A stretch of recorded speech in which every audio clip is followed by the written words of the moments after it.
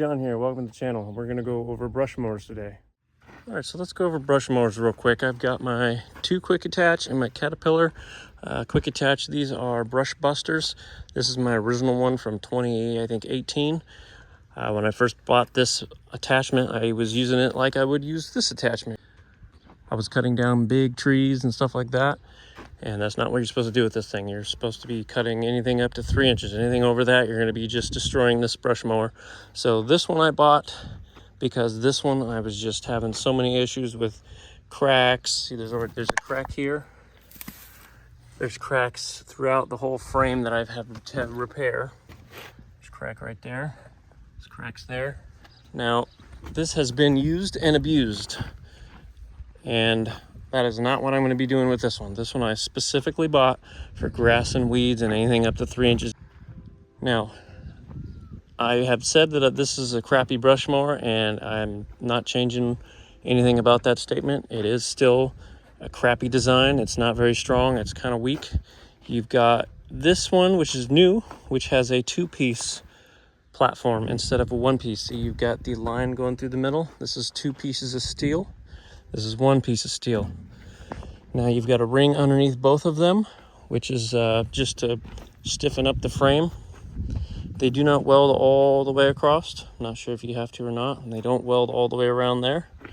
And they don't weld all the way across. They just do kind of, 3 inch, 3 inch, 3 inch, 3 inch. Now I did buy a bumper and the 2 wheels that go in the front. I originally was just going to buy that setup for that one. And then I was like, you know what? I've been having so many issues with the old one. Let's just buy a new one. This is $12,000. That was $7,500.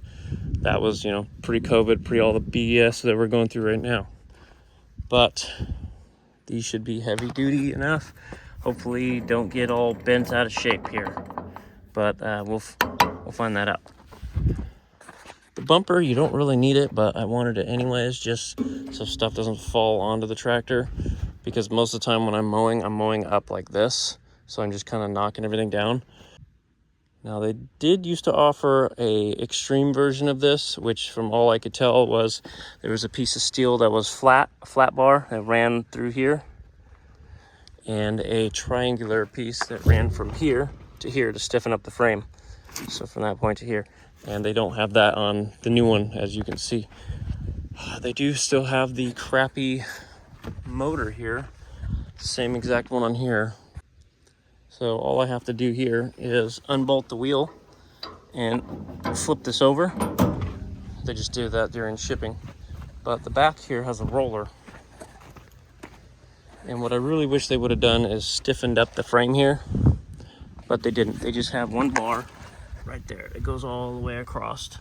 And over time, this is gonna bend down if you ever put pressure down on it. So if you're ever using this mower that floats, you should always put it in float mode. So that means the arms here of the tractor are going with the lay of the land. So if you're going like this, the arms are doing that because this whole thing floats.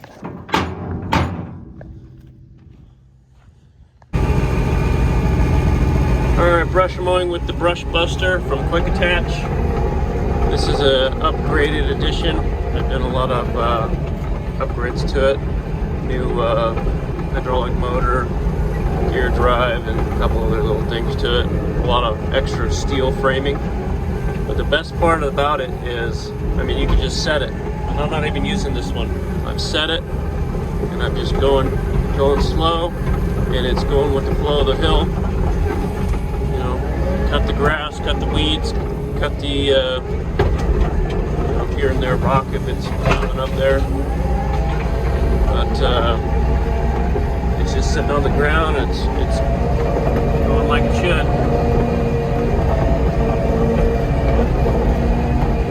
So you don't have to deal with a fixed head that you have to keep moving around with your hand. Now this time, sometimes you have to put your hand on it just to help it, but right now I haven't had to do it on this whole entire hill. Just set it and go up and down the hill.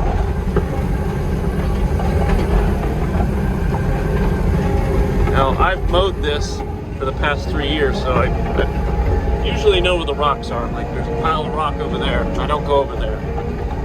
So This area usually doesn't have anything in it besides sticks that have fallen from these pines and oak trees. Now, I've said it in the past and I'm going to say it again. If you're going to have a brush mower, you should have two of them. You should have one for the heavy duty stuff that you're going to be cutting actual wood with. That was probably a 6-inch piece of wood. Now, anything with this one I'm just going to use for jobs that I know have rocks. I'm not going to try to destroy that. It's too expensive.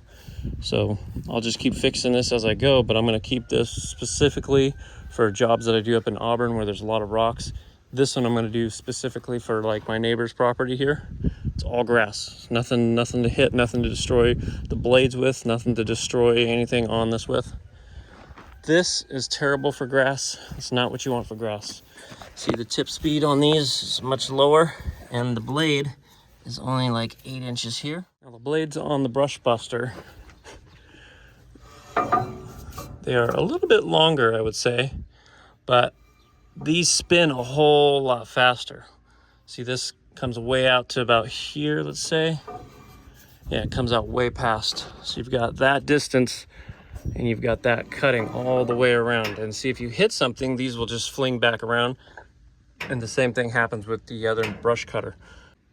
But this brush mower spins so much faster than that one does that it cuts grass way cleaner, way better. But for heavy duty wise, this is only for anything up to 3 inches, because you will start destroying this part here. You will start shaking this so bad that it falls apart. I'm constantly having to tighten those bolts in there on this mower because of the vibration and just hitting things. So these mowers are great for cutting grass and weeds, blackberry bush, you know, plants like that right there. They're good for that kind of stuff. Anything up to 3 inches, anything over that, buy something heavy duty like this. Now there's only a few makers that build a brush mower that has a floating head. The best thing to do with grass and weeds and you know, with the contours of the ground, they're not totally flat, is to get a floating head deck. That's pretty much it for this video. You can go onto my other videos to see the quick attach brush mower in action.